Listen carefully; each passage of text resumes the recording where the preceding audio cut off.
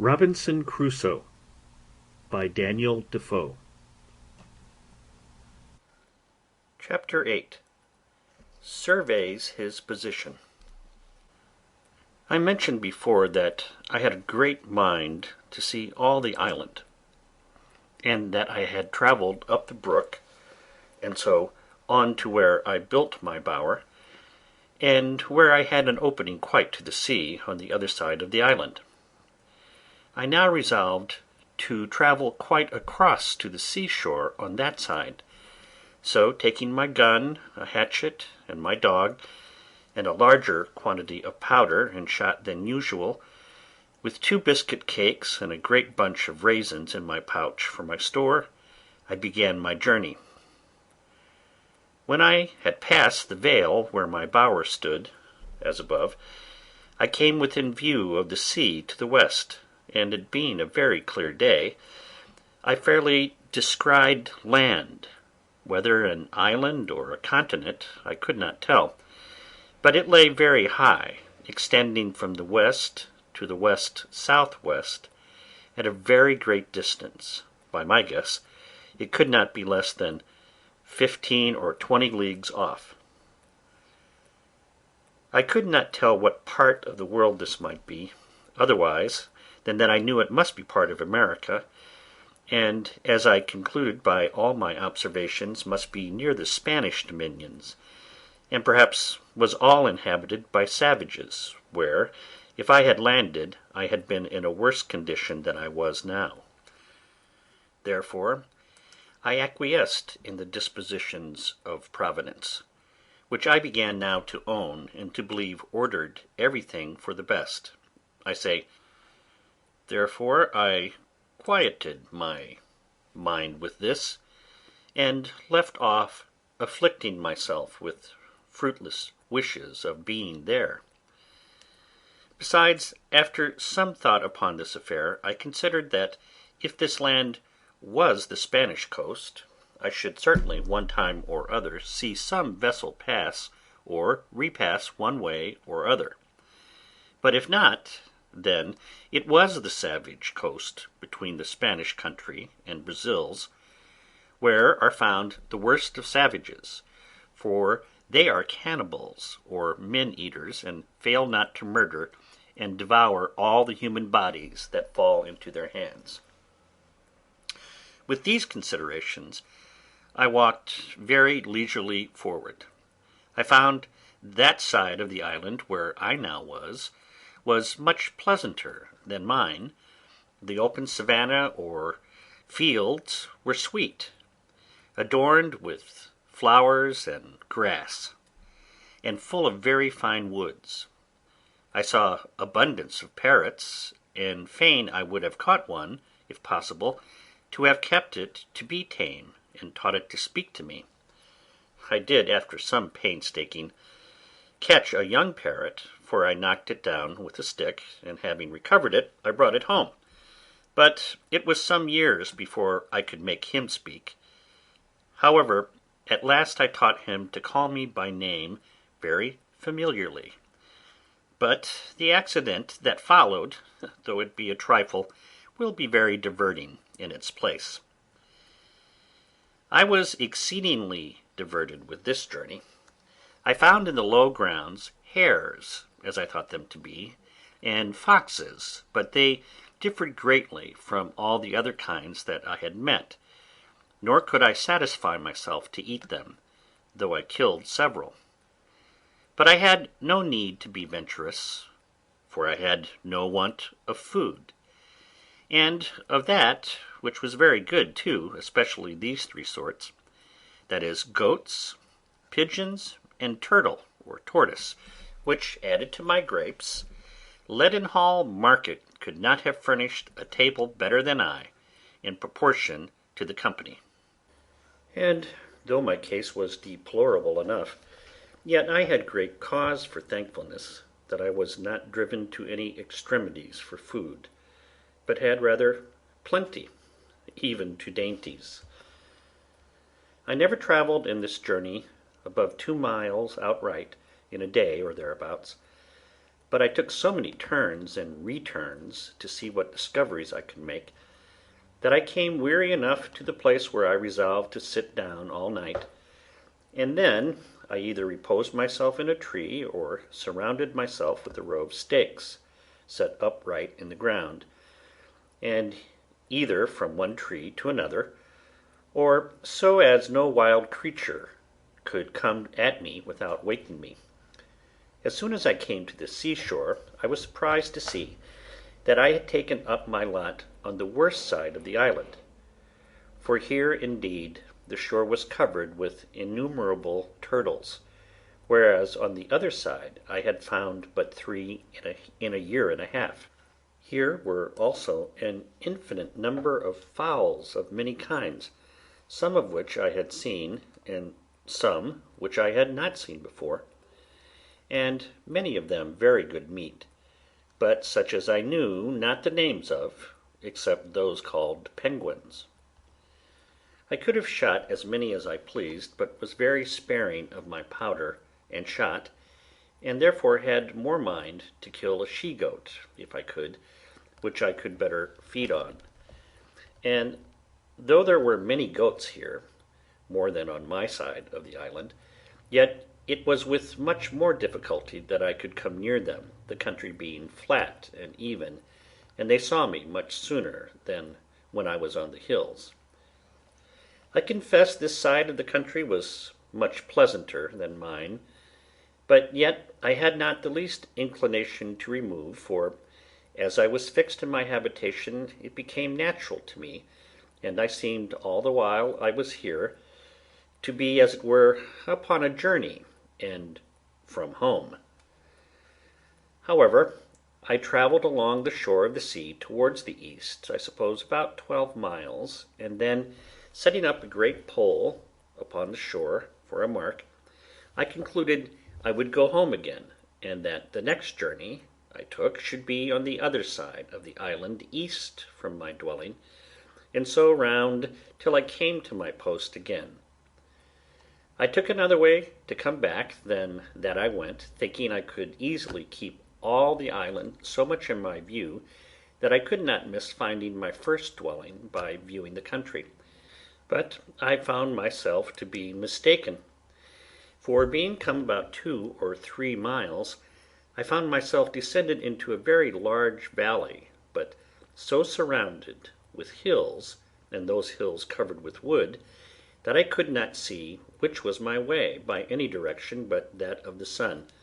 nor even then unless I knew very well the position of the sun at that time of the day.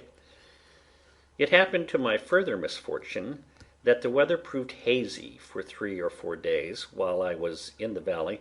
and not able to see the sun, I wandered about very uncomfortably, and at last was obliged to find the seaside, looking for my post, and come back the same way I went. And then by easy journeys I turned homeward, the weather being exceeding hot, and my gun, ammunition, hatchet, and other things very heavy. In this journey my dog surprised a young kid, and seized upon it, and I, running in to take hold of it, caught it, and saved it alive from the dog. I had a great mind to bring it home if I could, for I had often been musing whether it might not be possible to get a kid or two, and so raise a breed of tame goats which might supply me when my powder and shot should be all spent. I made a collar for this little creature, and with a string, which I made of some rope yam, which I always carried about me, I led him along, though with some difficulty, till I came to my bower, and there I enclosed him and left him, for I was very impatient to be at home, from whence I had been absent above a month. I cannot express what a satisfaction it was to me to come into my old hutch and lie down in my hammock bed. This little wandering journey, without settled place of abode, had been so unpleasant to me that my own house, as I called it to myself, was a perfect settlement to me compared to that, and it rendered everything about me so comfortable that I resolved I would never go a great way from it again, while it should be my lot to stay on the island.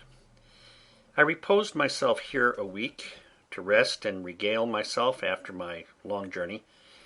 during which most of the time was taken up in the weighty affair of making a cage for my Poll, who began now to be a mere domestic, and to be well acquainted with me. Then I began to think of the poor kid which I had penned in within my little circle, and resolved to go and fetch it home, or give it some food. Accordingly I went, and found it where I had left it, for indeed it could not get out, but was almost starved for want of food. I went and cut boughs of trees and branches of some shrubs as I could find, and threw it over, and having fed it, I tied it as I did before, to lead it away. But it was so tame with being hungry that I had no need to have tied it, for it followed me like a dog, and as I continually fed it, the creature became so loving, so gentle, and so fond, that it became from that time one of my domestics also, and would never leave me afterwards. The rainy season of the autumnal equinox was now come, and I kept the 30th of September in the same solemn manner as before, being the anniversary of my landing on the island, having now been there 2 years, and no more prospect of being delivered than the first day I came there. I spent the whole day in humble and thankful acknowledgments of the many wonderful mercies which my solitary condition was attended with, and without which it might have been infinitely more miserable. I gave humble and hearty thanks that God had been pleased to discover to me that it was possible I might be more happy in this solitary condition than I should have been in the liberty of society, and in all the pleasures of the world; that he could fully make up to me the deficiencies of my solitary state, and the want of human society, by his presence and the communications of his grace to my soul, supporting, comforting, and encouraging me to depend upon his providence here, and hope for his eternal presence hereafter. It was now that I began sensibly to feel how much more happy this life I now led was, with all its miserable circumstances, than the wicked, cursed, and abominable life I had led the past part of my days. And now I changed both my sorrows and my joys. My very desires altered, my affections changed their gusts, and my delights were perfectly new from what they were at my first coming, or indeed for the 2 years past. Before, as I walked about, either on my hunting or for viewing the country, the anguish of my soul at my condition would break out upon me on a sudden, and my very heart would die within me, to think of the woods, the mountains, the deserts I was in, and how I was a prisoner, locked up with the eternal bars and bolts of the ocean, in an uninhabited wilderness without redemption. In the midst of the greatest composure of mind, this would break out upon me like a storm, and make me wring my hands and weep like a child. Sometimes it would take me in the middle of my work, and I would immediately sit down and sigh, and look upon the ground for an hour or two together.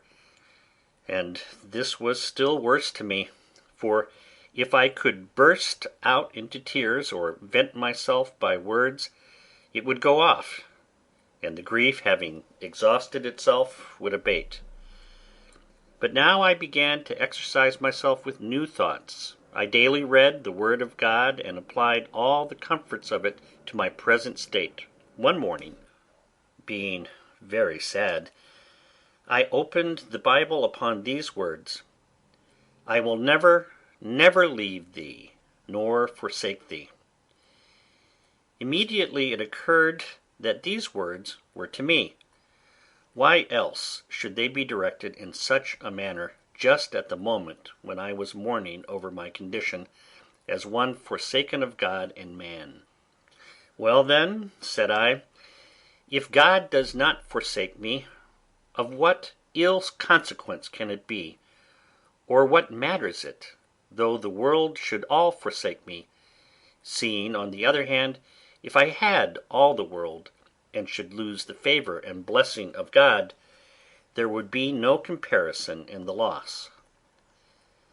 From this moment I began to conclude in my mind that it was possible for me to be more happy in this forsaken, solitary condition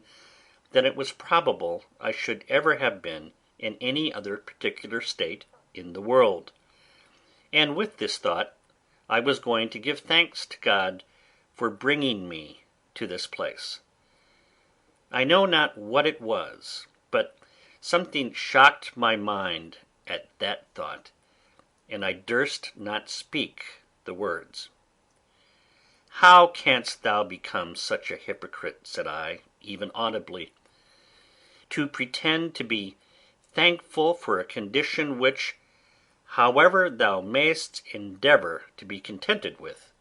thou wouldst rather pray heartily to be delivered from?"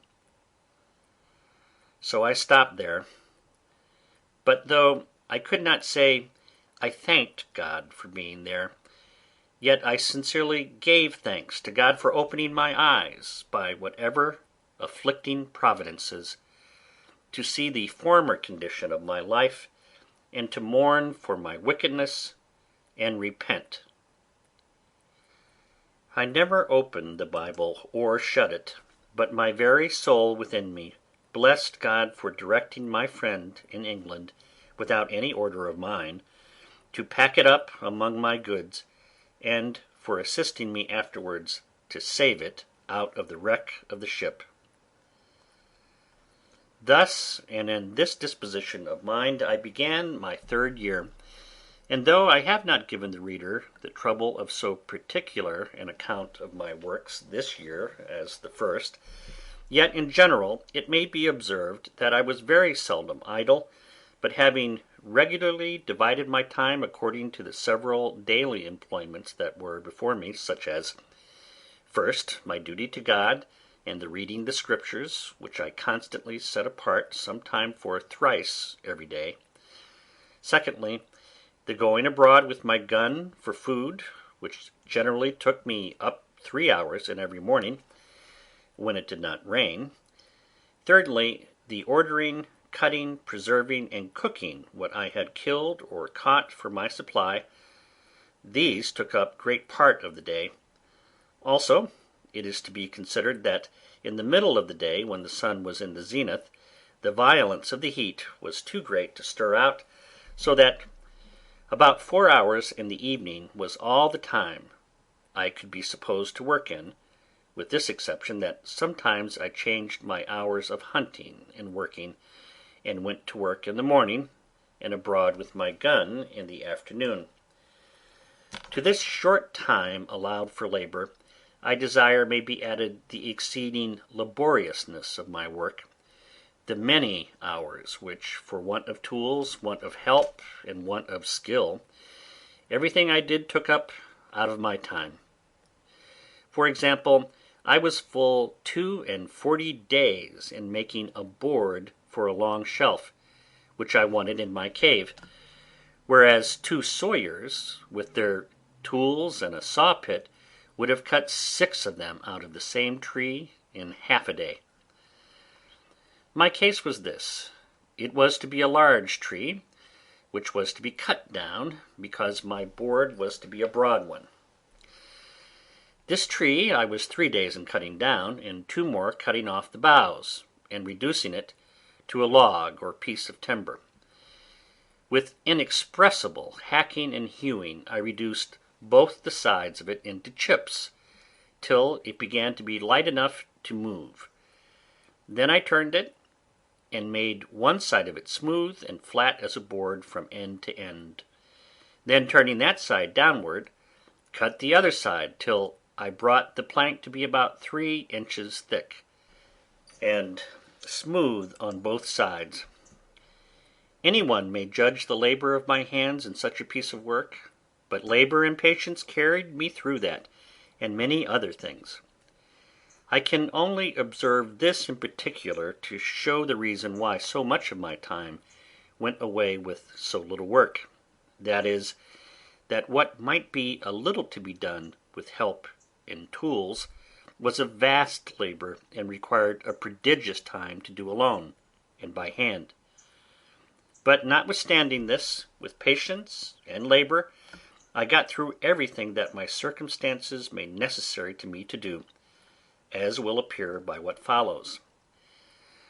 I was now in the months of November and December expecting my crop of barley and rice.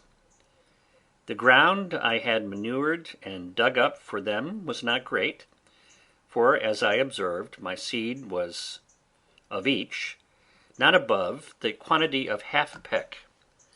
and for I had lost one whole crop by sowing in the dry season. But now my crop promised very well, when on a sudden I found I was in danger of losing it all again by enemies of several sorts, which it was scarcely possible to keep from it, as, first, the goats, and wild creatures which I called hares, who, tasting the sweetness of the blade, lay in it night and day as soon as it came up, and ate it so close that it could get no time to shoot up into stalk. This I saw no remedy for but by making an enclosure about it with a hedge, which I did with a great deal of toil, and the more because it required speed. However, as my arable land was but small, suited to my crop, I got it totally well fenced in about 3 weeks' time, and shooting some of the creatures in the daytime, I set my dog to guard it in the night, tying him up to a stake at the gate, where he would stand and bark all night long. So in a little time the enemies forsook the place, and the corn grew well and strong, and began to ripen apace. But as the beasts ruined me before, while my corn was in the blade, so the birds were as likely to ruin me now, when it was in the ear. For going along by the place to see how it throve, I saw my little crop surrounded with fowls, of I know not how many sorts, who stood, as it were, watching till I should be gone. I immediately let fly among them, for I always had my gun with me. I had no sooner shot but there rose up a little cloud of fowls, which I had not seen at all, from among the corn itself. This touched me sensibly, for I foresaw that in a very few days they would devour all my hopes, that I should be starved and never be able to raise a crop at all, and what to do I could not tell. However, I resolved not to lose my corn, if possible, though I should watch it night and day. In the first place, I went among it to see what damage was already done, and found they had spoiled a good deal of it, but that, as it was yet too green for them, the loss was not so great but that the remainder was likely to be a good crop, if it could be saved. I stayed by it to load my gun, and then coming away I could easily see the thieves sitting upon all the trees about me, as if they only waited till I was gone away, and the event proved it to be so, for as I walked off, as if I was gone, I was no sooner out of their sight than they dropped down one by one into the corn again. I was so provoked that I could not have patience to stay till more came on,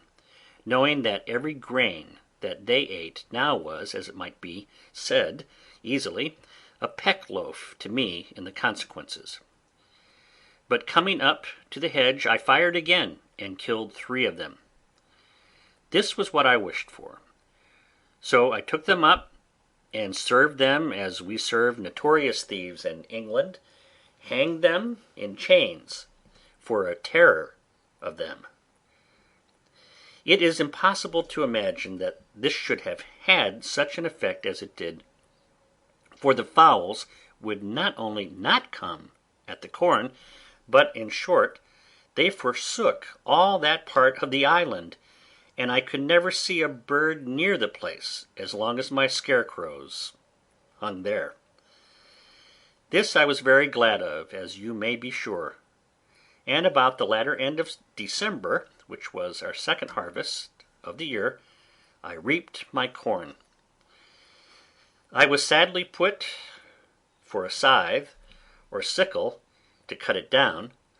and all I could do was to make one as well as I could out of one of the broadswords or cutlasses which I saved among the arms out of the ship. However, as my first crop was but small, I had no great difficulty to cut it down. In short, I reaped it in my way, for I cut nothing off but the ears, and carried it away in a great basket which I had made, and so rubbed it out with my hands, and at the end of the harvesting I found that out of my half peck of seed I had near 2 bushels of rice, and about 2 bushels and a half of barley, that is to say, by my guess, for I had no measure at that time. However, this was a great encouragement to me, and I foresaw that in time it would please God to supply me with bread.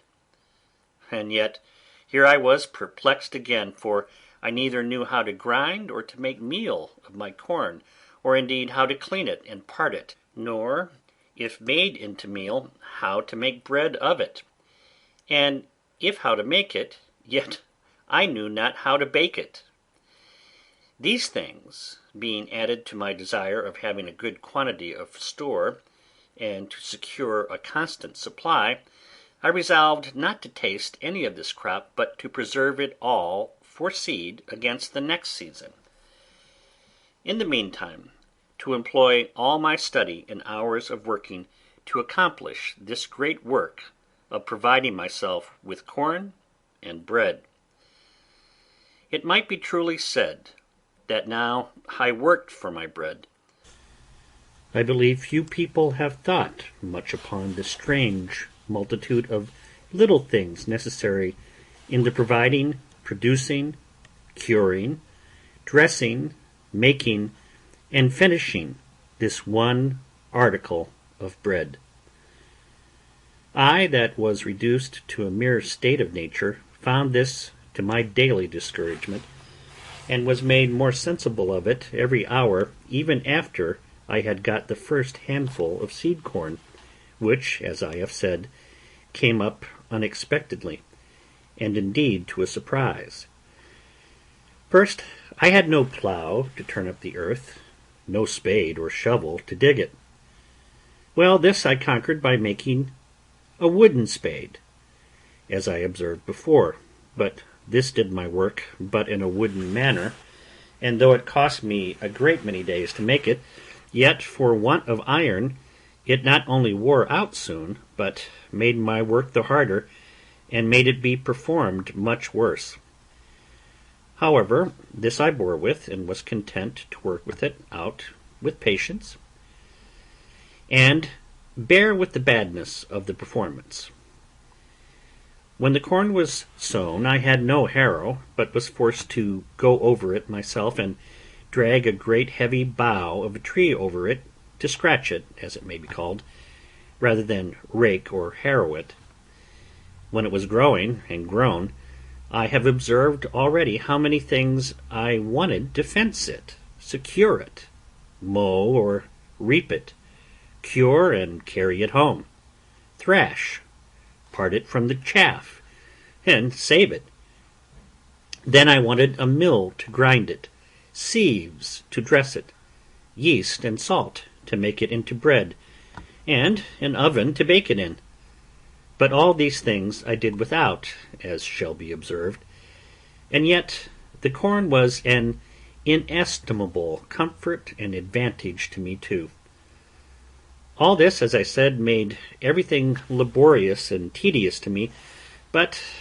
that there was no help for. Neither was my time so much lost to me,